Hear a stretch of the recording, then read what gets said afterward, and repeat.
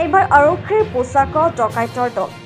এই ঘটনা সংঘটিত হৈছে গৌৰীপুৰত। পুলিচৰ পোছাক পিন্ধি লগত মাৰণাস্ত্ৰ লৈ 7জনীয়া এটা ডকাইতৰ দলে কলা ব্যৱসায়ৰ লগত জড়িত থকা বুলি ইনভেষ্টিগেশ্যন কৰাৰ নাম লৈ লুটি নিলে 7 লাখ টকাৰ লগতে সোণৰ অলংকাৰ।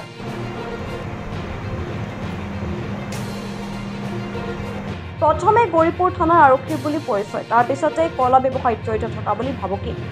ডকাইতি কৰা এক নতুন কৌশল এইবাৰ ডকাইতৰ। হাতে হাতে মৰণাস্ত্ৰ, পিধনত খাকী পোছাক, মুখত মাস্ক।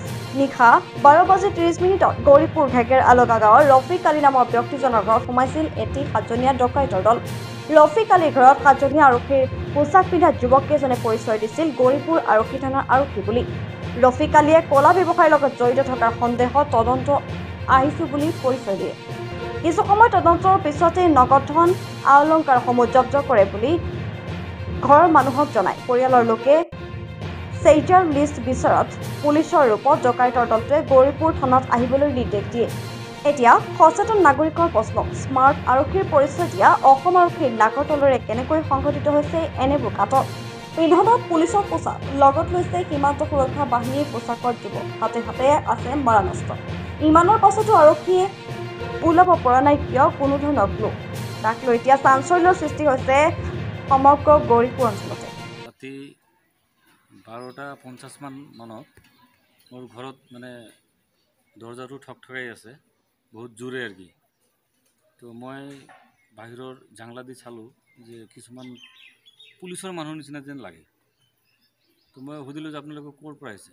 তো সিহঁতে ক'লে যে আমি গৌৰীপুৰ থানাৰ পৰা আহিছোঁ আপোনাৰ মানে ঘৰত চাৰ্চ কৰিবৰ কাৰণে, কাৰণ আপোনাৰ 2 নম্বৰী কিবা ব্যৱস্থা আছে। তো মই ক'লোঁ যে মইতো LICৰ ডেভেলপমেণ্ট অফিচাৰ, মইতো চাকৰি কৰা মানুহ, আপোনালোকে কোনোবা ভুল ইনফৰমেশ্যন দিছে। তো নহয়, ভুল ইনফৰমেশ্যন নহয়,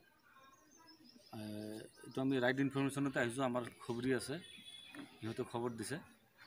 তো সেইটো হিচাপত আমি আহিছোঁ, আপুনি কাইণ্ডলি দৰ্জাটো খোলক, আমি খালি চাৰ্চটো কৰিম আৰু কি। তো লগতে মানে সিহঁতে ক'লে যে আমি পুলিচৰ মানুহ, এজন চিভিল ড্ৰেছত আহিছে, তেখেত কৈ আছে যে মই পুলিচৰ মানুহ হয়।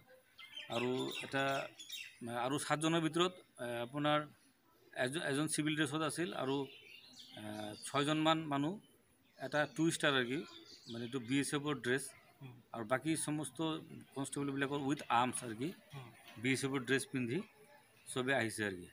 তো মই ভাবিছোঁ পুলিচ আহিছে, কিবা এটা মানে কিবা হ'ল, মানে কিয় ইহঁতে আহিছে আৰু কি।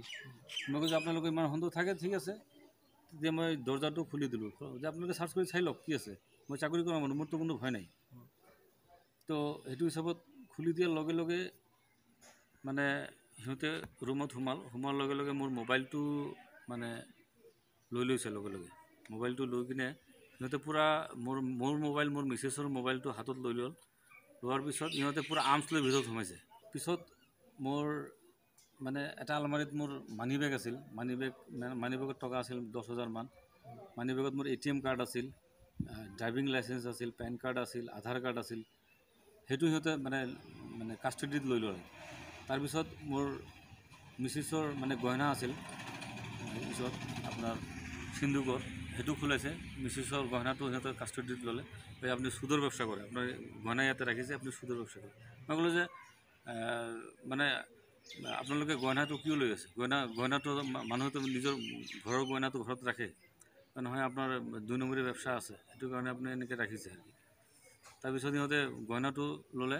গহনাটো লোৱাৰ পিছত আপোনাৰ মোটামুটি 10,000 মান কেছ আৰু কি, আৰু মোৰ মানি বেগ, ATM কাৰ্ড, পেন কাৰ্ড, আধাৰ কাৰ্ড চব মানে সিহঁতে লৈ গৈছে।